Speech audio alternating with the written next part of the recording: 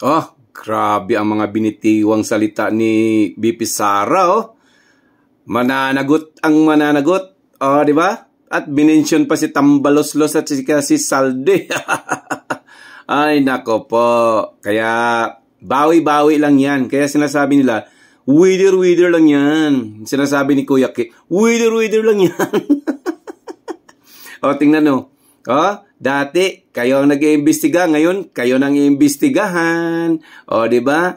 Yan ang taong bayan ang maghahatol. Hindi yung sasabihin ninyong ang taong bayan kailangan ma-impeach si Sara Duterte. Hindi. Yan ang dapat ang hahatulan ng taong bayan.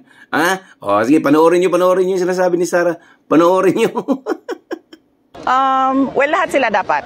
No, hindi lang yung mga contractors dahil yung mga contractors ay mga tauhan din sila ng mga members of the House of Representatives. Kung maalala ninyo, meron akong ginawa na interview noon kung bakit ako umalis sa Department of Education. Binagyat ko doon na 2 tao lang ang nagde-decide sa budget ng Pilipinas.